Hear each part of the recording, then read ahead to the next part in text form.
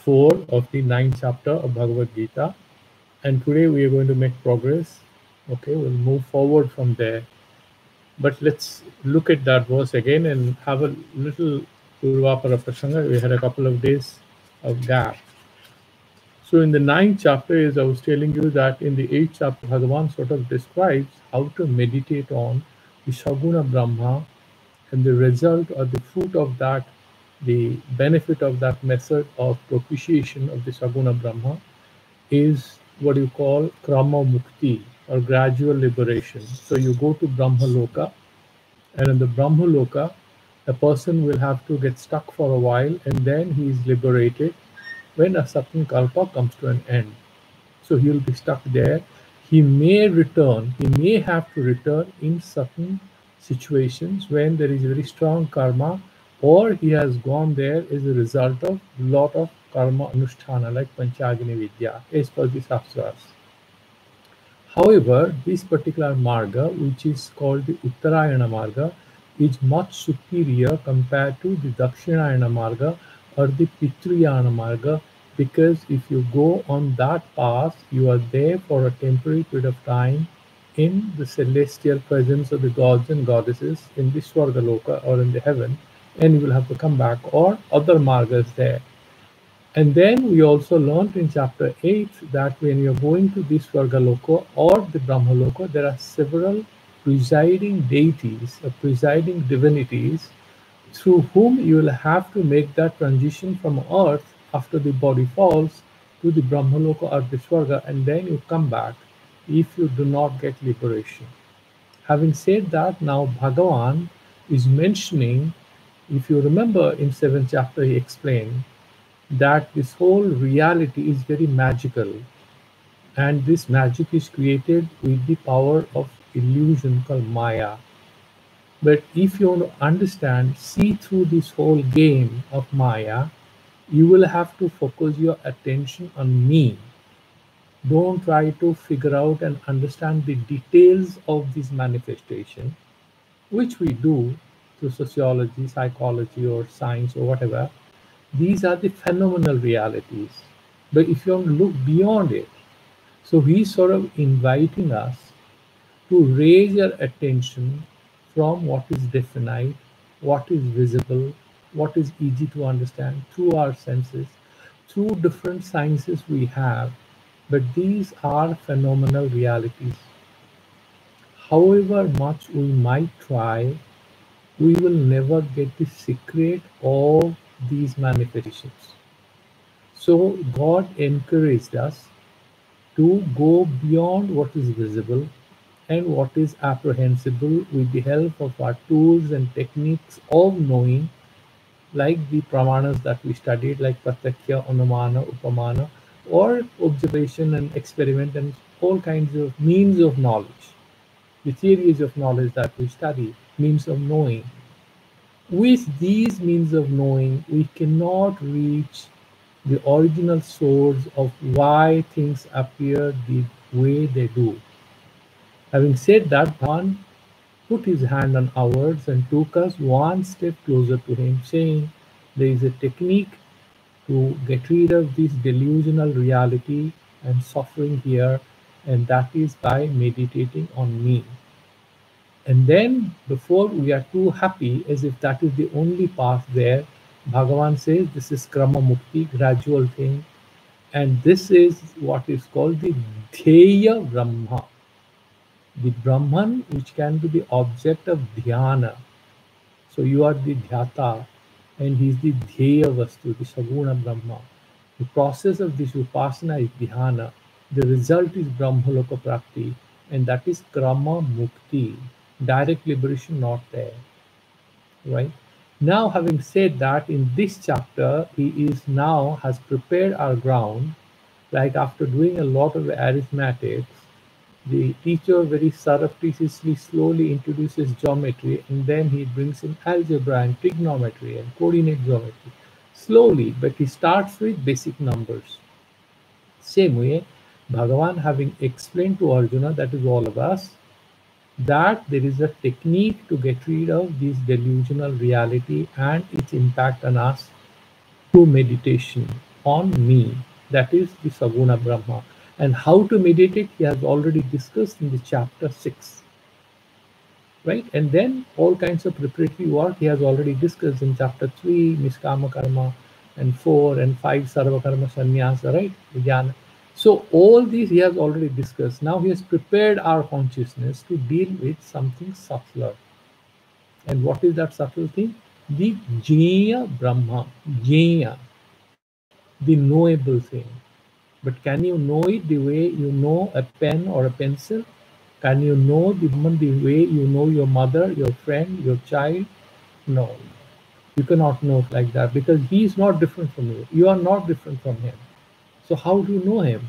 So he is introducing certain language so that faulty ways of thinking about Brahman, wrong ways of meditating on God, which has a limited benefit or has a gradual transformative benefit, that you'll go to Brahmaloka, stabilize, get stuck there for a long time, then get enlightenment. Bhagavan is now introducing us to certain ways of analysis, ways of philosophical reflection, ways of opening our intuitive perception, that insightful perception, so that we are able to open our inner eye. In a way, Bhagavan is trying to open our inner eye, that intuitive power, so that we can go closer to Him through a process of knowing. This is Jnaya Brahma. So we have to know Him. And how will He tell us? So He is going to tell us through certain anecdotes, certain stories, certain metaphors. Because as we studied in Atma Bodha and Tattva Bodha, the Vedanta language is very contradictory at times. So they will say, what is that particular thing? They say that the way the golden necklace is made out of gold, similarly the samsara is made out of Brahman. And we say, okay, we have understood it. Then immediately they will say that the Brahman is neither Karya nor Karana. Then we are confused. You just now said that the way the golden necklace is made out of gold, the samsara is made out of you. So this samsara is a manifestation. It's a real manifestation. It's a parinama of that upadana or the material, which is you. You are the material cause.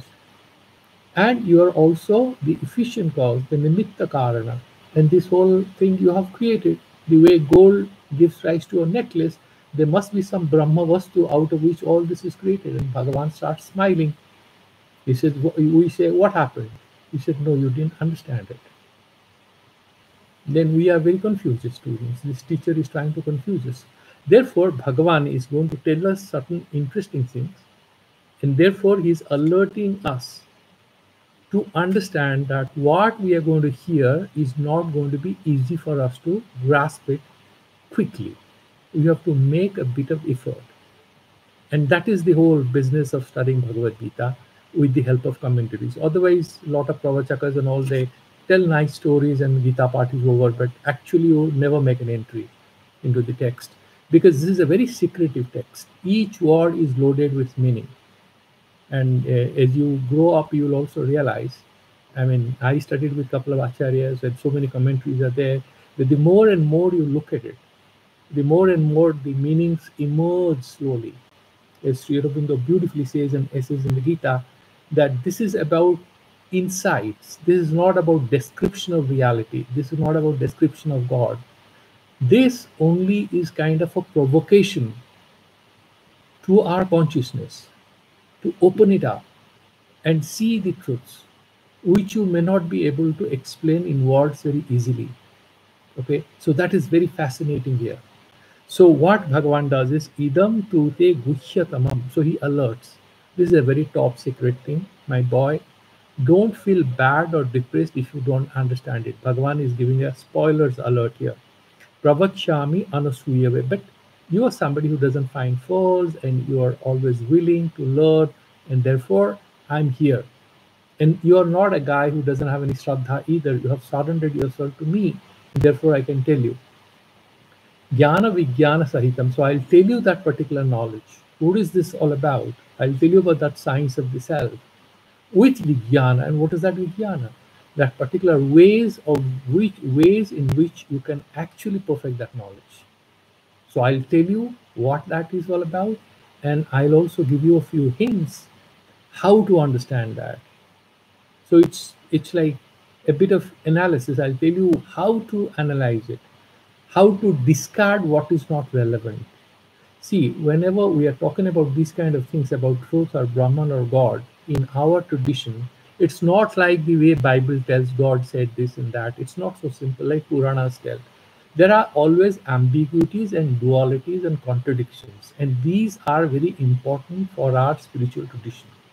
That also explains the richness and the diversity in our spiritual tradition. Why?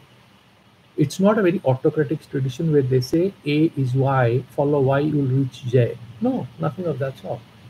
They are talking because these are so subtle, so sukshma, so difficult to get anywhere close to, that Bhagavan is using language which might appear a little confusing. Why am I saying all this today?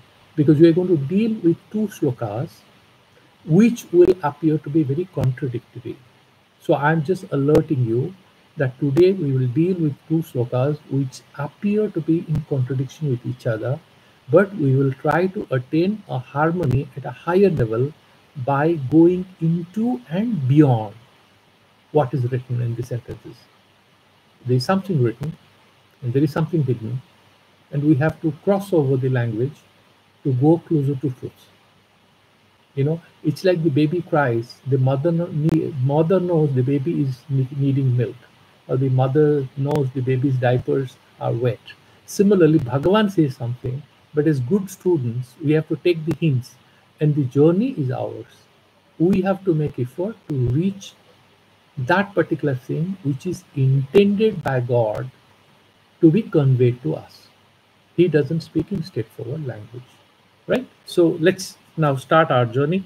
So idam jnanam vijnana sahitam yad jnatva, knowing which moksha se asubhat. So he is making a bit of promise that please, it might be a little challenging, but do you know you're going to get a huge benefit. You will be free from all the asubhas. What is that? Janma sansara bandhana, this bondage, this whole case in which you have been captured, and you're born and reborn and reborn, and you're forced to pass through the agonies and momentary happinesses, highs and lows of life, which are all delusional. The real substance I'm going to introduce you to. And then he further raises our curiosity and wants to make us very alert. It's like a grandma, while telling stories, we say, Grandma, tell us a ghost story. And when you want a ghost story, what the grandma does, he said, okay, I'm going to tell you a very different story today, but you promise that you would not fall asleep, number one. Number two, because we are talking about spirits, you shouldn't get scared, because sometimes the spirit come very close when you talk about them. Then the boy becomes super alert, and the grandma tells the story, and the baby is actually just, he's just standing. He's not being able to sleep because he's so super excited. So he enjoys the story very well till the story is over. Similarly, Bhagavan says, Raja Vidya Raja Guhyam. This is the king of all the sciences, and it is the king of all the secrets. Among all the Guhya Vidyas, all the secret sciences, this is the topmost secret. Pavitram idam uttamam. And also it's a great pavitra thing. It's very auspicious. It's not a ghost story. It's very auspicious. Why?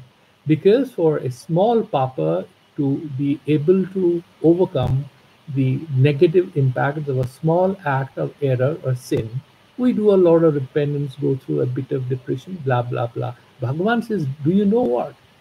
If you know the self, if you know who am I, what am I going to talk about? You shall be free from all asubhas, and you are completely destroying all bad karmas at one stroke of this particular witness of the self with Atma Darshana. You are free from all your sins. Look at the magic. It's Pavitram and Uttamam also. Pravaksha Okay, and pratyaksha avagamam. It's not that I'm going to tell a story and you have to hear and you have to believe that to be true. Nothing of that sort. This is direct knowledge. So I will just tell you, you'll also experience it because Vijnana Sahitam is going to tell you. And then this is nothing which is anti-morality or unethical. I'm not going to tell you something which is a conflict between ethics. In Western philosophy, just to a bit of digression because I think it's relevant here, what is truth or whatever truth you're understanding may not be necessarily moral because ethics and theory of knowledge, what is truth or theories of knowing truth or metaphysics and ethics, these are two, three branches of science. They are two different fields. What is ethics about? What is good? How to achieve it? Or what is good or bad? The moment you are talking about what is good, they will say it is about interpersonal or some kind of a relationship is coming into picture, your relationship with other human beings. So there is a moral behavior, what is good, how to get it, what is the principle of harm. Okay, so there are different theories of what is good. Somebody will say that greatest happiness is the greatest number, Bentham. So that is what is called, you know utilitarianism. And later on there were different schools of thought, like they will say act utilitarianism, there's something called rule utilitarianism. There's a whole lot of science there in ethics. Then there is something called what is called pragmatism, the American schools. There's something called Kantian deontology, where they say that you try to behave, that everybody also is trying to behave as a good person. It's about method, it's not about consequence. If consequence is good, then your act is good. That's called consequentialism. So there are different schools of thought there. Here Bhagavan is saying, but theories of truth, like nuclear science, is it good or bad? Whether it is good or bad has to be decided by an ethics expert, depending on how you use it. But the nuclear science per se, neither good nor bad. You're just dealing with reality. But it can be bad if something or somebody gets harmed as a result of that knowledge activity, isn't it? Therefore, Bhagavan sort of rules that out. Here, epistemology and ethics are kind of intertwined. All Indian philosophy, at the end of this, what is the goal of philosophy? That's how they say that Indian systems are kind of religious. They are not pure philosophical. Why? Because what is ethics, what is theory of knowledge, what is metaphysics, they kind of jumble together in Indian systems. Why? We have an integrated approach to life. End of philosophy is not for the heck of it, not for the fun of philosophy, but for getting rid of the pain and suffering in life. That is why you're reading philosophy, not for fun. Therefore, what they call pure philosophy for us is irrelevant. We have interlinked approach, an integrated approach. So Bhagavan has to explain that you are not violating any ethical code of conduct by following the process of knowing advised by me, by knowing me. And there is no adharma in this. Like, for example, consuming eggs, let's imagine. If it's actually a organic egg, then what? It's actually a fetus. I mean, you are just terminating a life at a very preliminary stage. There could be an ethical question. Or if you are eating fish, like omega-3 and all, they say you eat salmon and this and that, they mention tuna or whatever. Now, what are these? These are life, that's a living beings. So you might think they are food, but actually it's someone's life. So there are ethical questions. Therefore, Bhagavan says, dharmyam. So this is also not contradicting any ethical principles and susukham. Not very difficult. It's not about going to, that Brahmaloka, getting stuck for a while, and kartum abhyayam. And if you get it, this is not like you buy a car, the car will not stay beyond 1 decade or so. You build a house, maybe 5 decades, 7 decades, 8 decades, maybe 100 years or more, and one day it collapses. But this particular moksha is avyaya. Why? This is niratisaya sukha. There is nothing beyond it. And once you get it, there is no return. So this is nitya sukha. Right? Life is anitya, but once you reach there, this is nitya sukha. Having said that, somebody might say, oh really, you are so beautiful, you are so good, so ethical. So can you tell us why no one is interested in you? It's like Vedanta, right? If you tell Bhagavata stories, a lot of people are interested to listen to it. And a lot of these gurus who tell you lovely stories. and they tell a bit of politics and a bit of market, bit of fashion, whatever. And hundreds and thousands of people are listening to them. But if you tell we want to discuss Vedanta or Yoga Sutras, how many people are going to come? Not many. No one is interested. Very few. Like we are, so 7, 8 people or 10 people, we are doing this satsang. It's like that. So he's saying asraddhanaha purusha dharmasyasya parantapa aprapyamam nivartante mrityu sangsaravatmani. Everyone is not interested in this. And therefore, those who are not interested, they will not get me, which means what? They'll get stuck here. I mean, I can't do anything. The only way out of this place is self-knowledge. If you have Atma-jnana, you are free. And your Atma-jnana and Brahma-jnana and Ishvara Bhakti, Ishvara Jnana, they are all different sides of the one single story called Sakshatkara, Atma Sakshatkara. And these are all words we put in to explain that experience, describe that experience. Therefore, Bhagavan says, they will have to come back, and without any doubt, they have to come back. Because Shastra says, Upanishad says, that only one who knows him as non-different from me, neha nanasti kinchana, if he thinks like that, then he's liberated. He's able to go and reach that unified state of experience. Then there's no fear. Then he's free. Others, not free. It's very simple. He's saying others not free. That means not completely unfree. Amongst the unfree, there are papis, there are punyavan, there are good people, there are bad people. But are they free? No, there are different states of lack of freedom. They may be more mature, they may be happy, they may be a little sad, they may be very sad.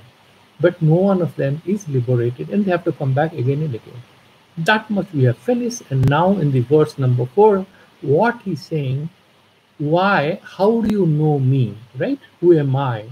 That question will come into the minds of the student. So there Bhagavan is saying, my dear boy, try to understand me like this. I'm no more talking about this Saguna Brahma that you can do Omkar Upasana and you'll get me. That story for the time being is over. We are talking about something which is superior, subtler, a little hard to understand. What is this? He explains in this verse, Maya tatam idam sharvam.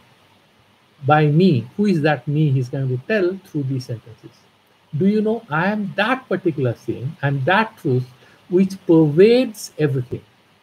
Everything is pervaded by me, Sarvavyapta. And then, Jagat Avyakta Murtina. In case you might get confused, because the Vedanta teacher might give you the example of the film screen on which a lot of films appear, storylines appear in the film. So that is a solid material foundation or adhisthana on which these projected images find place. So we might have this apprehension or doubt or hope that Bhagavan is like a solid material base or foundation which cannot be disturbed, on which all the samsara appears the way the film is projected on the film screen or the white wall. Is it like that? Then he's saying, no, it's not like that. Avyakta Murtina, by me. The third case, Tritiya Vibhakti, Avyakta Murtina, by me the Avyakta Murti. So what is he saying? He's right there standing before Arjuna. And then he is hinting to Arjuna, do not confuse the physical person who is talking to you. That is the Saguna Brahma, the Ishvara Rupa person who is standing there. And he had earlier said, Arjuna, you don't recognize who am I. But this is my Dibya Rupa. You do not know this whole secret. You are always there, I was always there. You don't remember, I do. So I'm Nitya. Then he has explained that how through Maya he creates this samsara. That he has done it in the previous chapters. He is now saying, I am that Avyakta Murti. That means not Vyakta Murti, means what is unmanifest. This is this presence which you cannot see with the help of your senses. But Arjuna might say, but sir, I see you. And Krishna will smile. Yeah, my boy, you see me, but that is not what I am talking about. This is my magical power with the help of which I appear as your friend. I'm your cousin brother. And right now I'm your charioteer. I'm going to lead you to the war. I'm talking to you as a friend. And I'm talking to you as an acharya and a guru and telling you about Bhagavad Gita, the sacred and secret, most sacred and most secret science I'm telling you. But who am I? I am that Avyakta Murti whom you cannot see. So these are the contradictions. The apparent, whatever is apparent, whatever is manifest, through which this truth is emerging, the truth is being hinted, the appearance is supposed to be discarded.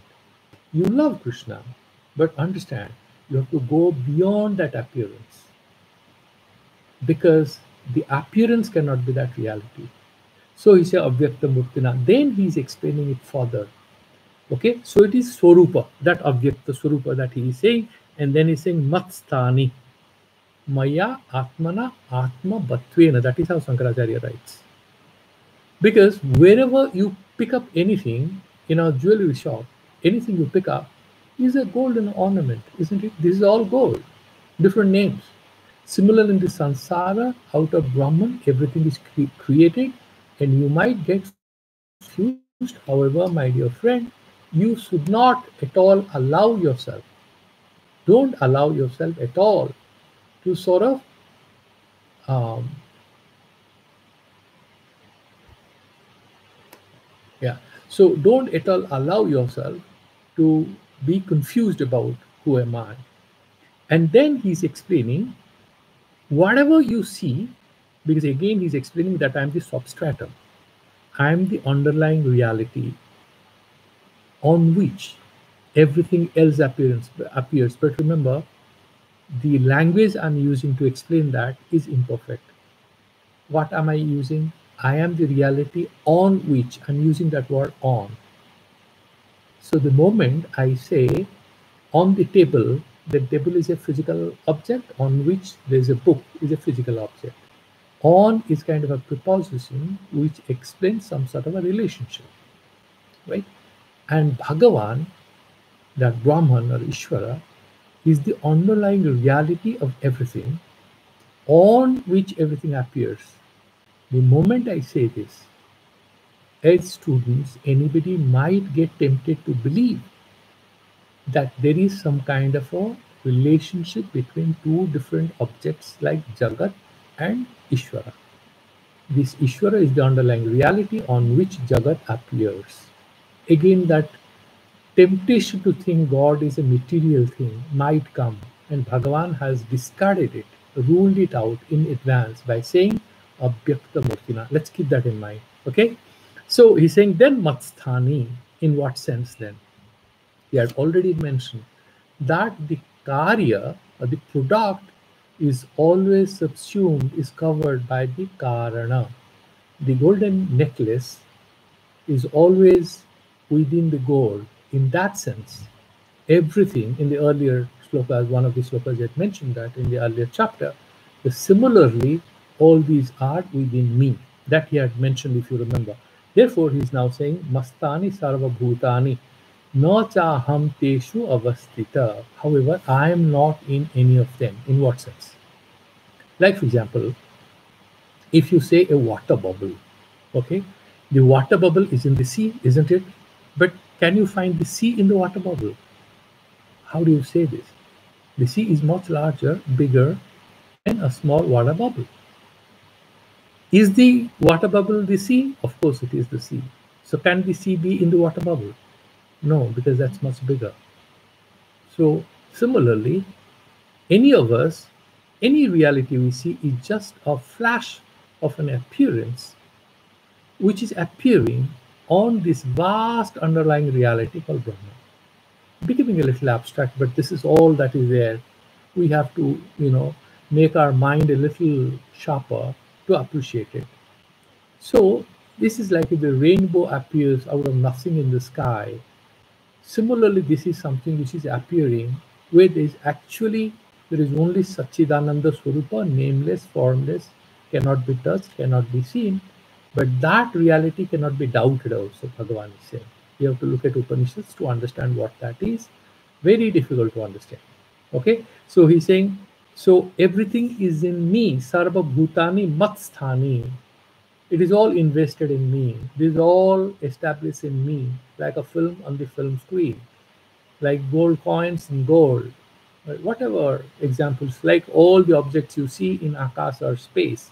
Similarly, not aham teshu avastita. However, I am not in any of them.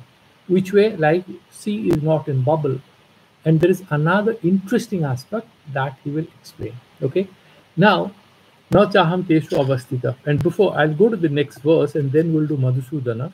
The next verse I'm doing because it's very, very interesting and it contradicts what we heard there.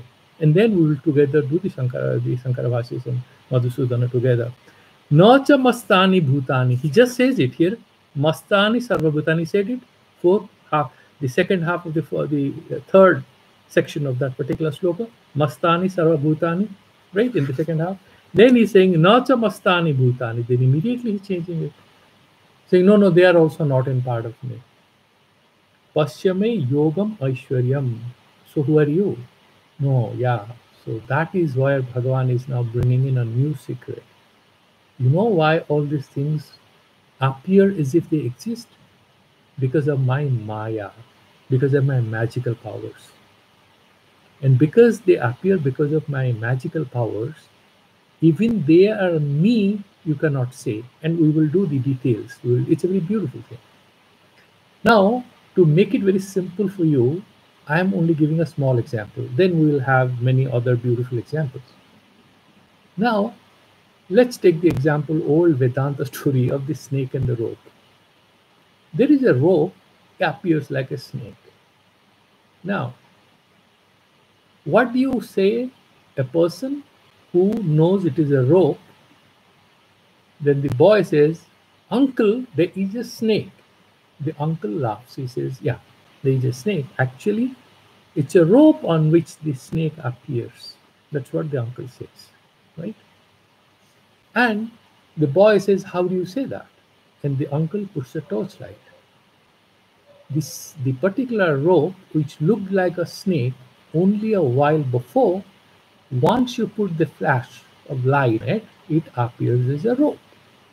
And the boy laughs. He says that he's no more afraid. He says, "Oh, really? It's a rope."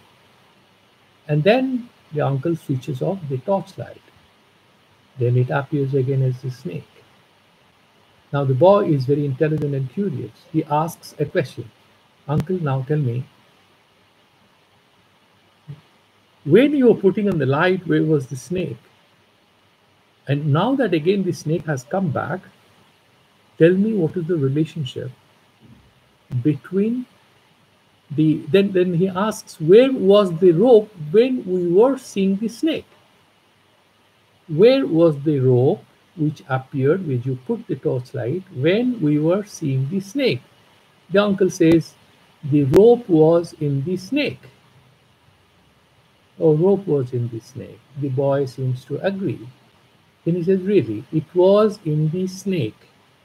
Then when you switched off the light, where did it go?" He says, "Because the snake appeared on the rope."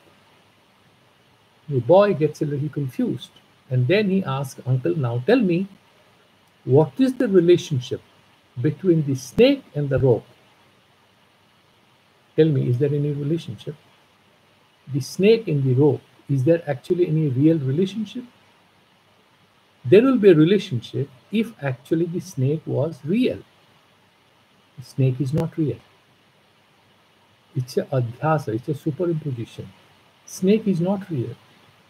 So how can an unreal have a relationship with what is real? There is no real relationship. It is an imaginary relationship. So Bhagavan says that people in the first sloka is saying, "Na chaham tesu avastita." The agyanis, the ignorant people will say that yes, the rope was hiding in the snake. So when you put the torchlight, the rope appears. It was hiding in the snake. The Brahman was hiding in samsara. If you do meditation, it appears. Somebody might argue like that, but I'm not in any of these. And then he says, they are also not in me, because they don't even exist. The snake is on me. This is how the first statement I made, my boy. The uncle says, actually, the snake doesn't exist. We saw a snake because of a subtle memory of the snake which we have, and we confuse the snake to be here, but there is no snake here. The sansara, similarly, all that we see appears to be real. What is real is Satchidananda Swarupa. All else, phenomenally real. Vyavaharika Satya. Paramarthikatvena, na Satya. So what is it? They say aniravachaniya. Maya data. It's all Maya. It's all Maya with the help of which all these things appear the way they do. Okay? Therefore, he's saying they are also not in me. So, this hint is that the samsara is essentially not fundamentally real. Therefore, you cannot establish the relationship between something which cannot have any relationship. Think about it. You cannot have the relationship between space and a book. Like this book, there is space in it, yeah, book space. There is space in me, human space. There's some space in the beard I have, yeah, the space is there, beard space. What is the relationship between this? Is the beard in the space? Can you answer that in a definite way? Yes. The space has nothing to do with beard. Beard or no beard, book or no book, space is going to exist. And therefore, even we say that in a subtle manner of speaking, actually the physical objects that we say to be in space, space has nothing to do with them, it can exist without them. The relationship is imaginary. The way the relationship between Jagat and all Jagatika Vastus and Ishvara is also imaginary. It's a little hard to get initially. So Bhagavan first says they are all in me because I am the one, the substratum, the reality like space, within which all these are existing. That's the first statement. Then he says, I am in none of them. You slightly disagree, but you manage to accept. Then suddenly he turns it around and says, they are actually not in me. Then you get thoroughly confused. Then Bhagavan says, relax. It is what? Pasyame yogam aishwaram, oh my dear friend. This particular magic of establishing a connectivity between something which is not touched by anything, which has nothing to do with anything, and everything is connected to that, is karana karyataya, that is the cause, this is the effect. These are words through which Bhagavan has told this Srishti story. This Jagat Srishti Kahani will become false. So these are all fine. But Bhagavan at a superior level will say this Srishti story is to create Jnana Agraha in you, to create Vairagya in you. What is the proof that Bhagavan says Srishti is not fundamentally real? Look at this sentence. Nachamasthani bhutani pasyame yogam aishwaram. See that. See this magical power of me. Bhuta vrit nacha bhutasto. All that you see, I am taking care of them. But see how it is creating confusion in the minds of the student. But you have to accept that is the only way he can talk. It's a little challenging, a little confusing. But there is a lot of beauty in it. You know what is the beauty? Because it appears to be confusing and there is an underlying harmony in it. There is an underlying unity and integrity. That is what Vedanta takes us to. Little challenging, but we feel very good when we are taken there. What he's saying, Bhuta Vrit na Bhutasto. I am Varta. I am the Poshaka. I am the one who takes care of all of this. However, not Bhutasta, because he has already said na Teshu Avastita. So I am not Bhutasta. How is it possible? The vitamins and the minerals which are there in rice resuscitate our body, they sustain our bodies. Where are the vitamins? If you say that the vitamins are not there in the the vitamins and the energy, that Ishvara, Prasada, is not inherent in these objective materials that we see to be existing. That is what Bhagavan is saying, right? So I'm not bhutastha. I'm not a bhuta vastu. This bhuta vastu, which is my magical creation, cannot hold me. The water bubble cannot hold the water, this water of the sea. It's like that. The particular book cannot hold the cosmic space in it, even though it's part of the space, right? In that sense. Bhutasto, Mama Atma Bhuta Bhavanaha. And then he's saying, Mama Atma, that pure Swarupa of mine, Abhyakta Murti, that self of mine is Bhuta Bhavanaha, is the cause of this whole universe, is the Utpadaka of this whole universe. Whatever happens is the samsara. This is possible because I wish them to happen. I take care of them, and I'm the Adhisthana. And then he's saying, I have no relationship with any of these. Isn't it very confusing? Yeah, that is very confusing, and that is why that is so beautiful. And then in the next sloka, because I'm just doing up to verse 6, then we will go on as much as we can in Madhusudan Tika. Then he's giving one example. What is that example? Yatha kasu stito nityam vayu sarvagato mahan. Sarvatrago mahan. Now you look at the air, the winds. There are two ways in which to actually look at it. One is, if you look at, there's a wind speed and it's moving. Wind is moving from where to where?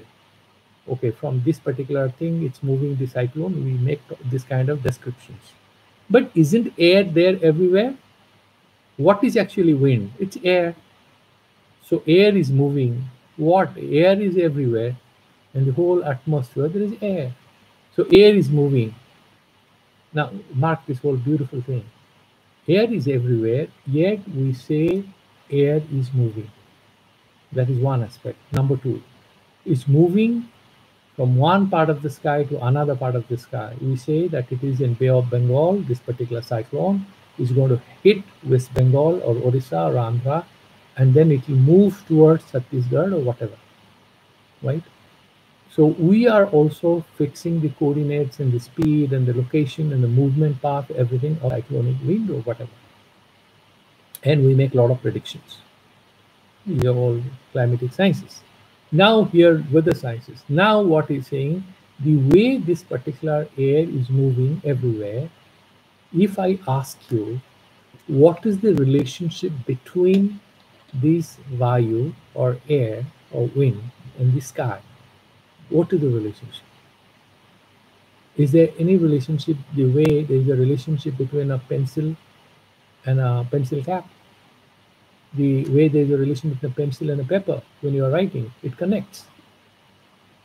Okay, so that way there's no relationship between whatever happens in this samsara. It's like air, there's movement. First thing, it's all kind of very amorphous thing. And that particular akasa, there is no relationship. Even though we behave as if it moves everywhere and it has a reality and there is a sky and all kinds of things, we say, Tatha sarvani bhutani mastani iti upadharaya. Tatha sarvani bhutani mastani iti upadharaya. So you imagine, you know, you understand it this way, that they are all, again you see, Tatha Sarvani Bhutani Masthani. He's contradicting himself twice, isn't it? Now you might say Bhagavan Krishna is a very confusing person, or he's very confused himself. No, he's not. That is the beauty of it. First he said everything is Masthani. Then he's saying, no, they are not Masthani. Then he's saying, yes, they are Masthani. So what is he trying to say? He's saying really they are not Masthani. There is no relationship, whatever you're talking about phenomenal intermediate level of realities. Ultimately, there is only me. And when he's saying Mama Atma, as if he has one Atma who is separated. Earlier he said Mama Padam, Vishnu Padam. We have already discussed that. These are manners of speaking, like Rahu Shira, head of Rahu. Rahu is head itself, there is nothing else. Similarly, when he says Mama Atma, So you have to accept that he's also having that kind of a description, that kind of a language. He's just talking about one universal reality called the Brahman. And then everything kind of appears. Tatha sarvani bhutani, my dear friend. I am not tad bhutastha. I am not in any bhuta. This bhuta in not me. However, the way you say that this vayu is akasagata, the vayu is in akasa, same way you can also say that whole jagata is in me. The way there is no real relationship between the akasha and the Vayumandala, no relationship between the atmosphere and the cosmos, the cosmic space. Similarly, there is no relationship between the Nirguna, Satta Swarupa, Satchidananda Swarupa Brahman, and all that appears as samsara. That is how he's explaining it. Okay, so these are the three verses to my mind, which is the mother of all that we'll study. And these three verses are very, very important. Okay, so I will just try to sort of not go into tikas today, but I'll just sort of relate what we have studied earlier, what we just made brief sense of today. Look at this Saptama Adhyaya, verse number 3, 4, and 5. Okay, look at them, and you will see there is some relationship. He had said there, Bhumi rapo nalo vayu khang mano buddhire vacha ahankara iti yang me bhinna prakritirashtadha. So he was talking about apara prakriti and para prakriti. And first apara prakriti, he said that panchabhuta manabuddhi ahankara. This astadha is the apara prakriti of Bhagavan, out of which the sansara has been created, right? He has said this.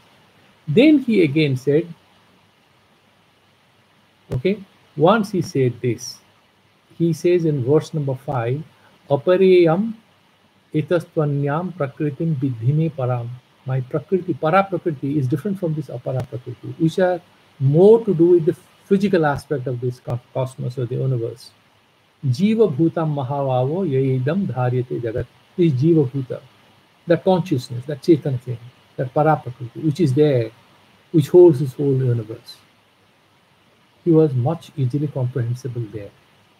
And he was establishing there is some real relationship between Ishvara and this samsara. And then in the verse number 6, he's saying, Etad yonini bhutani. So all these, out of this para and aparapati, these are the causal factors out of which it yonini bhutani sarvani iti upadharaya. Out of these causes, para and aparaprakriti, this whole samsara bhutani has been born. You understand. And then what did he say? Aham krishnasya jagataha prabhava pralayas tatha. And then I am the cause of manifestation and the cause of its destruction, because they appear and they get destroyed and they become, they'll be leaner in me. They'll get dissolved in me. They have appeared out of me and they'll get dissolved in me. So we find it a little confusing, but we make sense of it, that the way golden necklace was made out of gold and it becomes gold again. Similarly, the sansara has come out of Brahman, it may become Brahman again. One might make interpretation like that. So he was establishing some karya karana sambandha, wasn't he? He was. And then, however, if you look at the same chapter, okay, when you look at the same chapter, in the Ashtama Adhyaya, if you come to the 9th verse, he's slowly changing his tone and introducing that mystic element of Maya. That Karya Karana Sambandha he mentioned in the verse number 3, 4, and 5, the 4, 5, and 6 in chapter 7. And in 8th chapter, in the 9th verse, what he says, Kabim Purana Manisa Sitaram Anur Aniyangs अनुस्मरेद्यः सर्वस्य धातारमचिन्त्य रूपम् आदित्यवर्णं तमसः परस्तात्. Here he has introduced one important word here, sarvasya dhataram. That he has clarified. That same thing, that I am the adhara. and I am also this, bharta. I am also kind of sarvagrit. That is also correct. Then he's saying achintya rupam. This is the mystical element there. It is not possible for you to understand me because I'm beyond your buddhi. You cannot meditate on me. This is very difficult for you to come anywhere close to me. Therefore, he had mentioned you do Onkara. Start with that, focus there, right? So he had already given a key to the mystery of this Brahman by mentioning that tamasa parastar, I'm beyond all ignorance, and that achintya rupam. If you go to that verse and then look at these three verses, you see that he's slowly graduating from one mode of explanation to explain the relationship between the cause of this whole universe, the source of this universe, which is Brahman, and the sansara or the jagat, which appears real, and we think that he is the substratum, he is the material cause out of which everything has happened, and he says that is fine. But this Srishtivada, that he also explains in many places, that out of Hiranyagarbha all these have been created. And from Hiranyagarbha he creates the Akasa, from Akas there is this Vayu, from Vayu there is fire, from fire there is water, and from water there is earth, and then Arna, and all the people are created. That is what we have studied in Chandogya Upanishad. Having said all that, why this verse, why this chapter is Guhya Tamam? That is what Nilakantha, I'm not getting into it, but he says one beautiful thing. He says that in this chapter, he's saying this is Guhya Tamam. He has a certain purpose as to why he's saying this, because this here, this is something very fantastic he's going to talk about. He is saying that, look here, this sansara is like Gagane Gandharva Nagarim Iva. You know, this city of angels, Gandharvas. Where is it? In Akasa. Can the Akasa become a city of the angels? No, this is an imagined thing with magical power. The magician shows you a city with the sleight of hand, so it appears. But can the Akasa turn into the city of angels? No, there is no relation. How can it be? Same way, Brahman and other thing. Okay. So this Gandharva Nagari, he's saying a beautiful sentence. Kam iva Gandharva Nagara brit api tastam na. This Akasa, even though in the Akasa, this Gandharva Nagari or the city of angels might appear, the Akasa has no relationship. It's not established in that particular Gandharva Nagari. So here, what in Vedanta is called, we'll not get into that Drishti Srishtivada and all, but broadly, this is Avhasavada, that this theory of appearance, that all this is an appearance, not fundamentally real. And this is so what in Vedanta, the Upanishads, what they do is that they start with a range of statements where it appears there is some easy clue to understand it.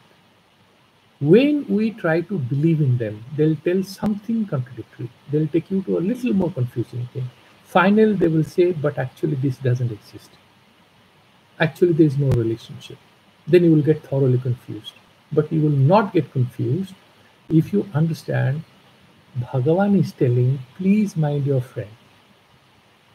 All your problems starts when you presume you are real. Your ego is real. Your mind is real. You have the ability to understand me. You are forgetting that you are a mere appearance of this game. I am the master. Only I am true. The rest of it is just a grand delusion. Like what? Like you are lying on your bed and you are already participating as a referee in a Euro match, right? And you want to, let's imagine now England is going to final, you're going to be the referee, just fantasize. And you don't want England to win. Or maybe you want them to win. So you're watching it and you're ordering, everybody's scared of you.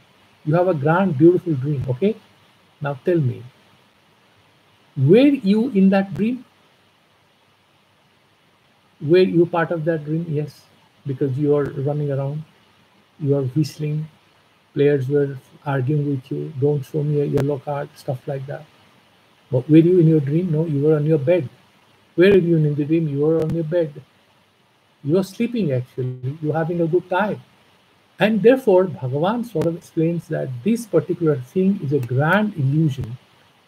And because you sort of do not understand this grand scheme of things, because of an inability on your part to sort of reach this particular level of understanding, that is why you are having this problem. But otherwise, there is whatsoever, there is no problem. And therefore, Bhagavan, therefore, he says that, look here, the matter, subject matter is like this, that only I am real. He says that, look here, the matter, subject matter is like this, that only I am real. And everything else that you see is not real. Okay, so that is the only thing that he's mentioning. And let us stop here. And there's a bit of a technical snag, there's a kind of echo coming in.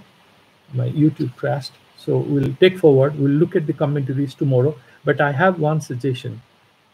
Please, before we start the class tomorrow, you kindly sort of look at these three verses. And whichever book you are reading, try to read the simple meaning of it. Then we'll look at the commentary, which will be a little, a little taxing, but then we'll deal with it because we have dealt with the subject matter in brief, and we'll be able to deal with the commentaries, and we'll be happy with it tomorrow. So till then, we sort of any questions or anything you can ask, or you can stop. Okay. So I'm kind of closing this YouTube, and we can have our thing on the Google Meet. Okay.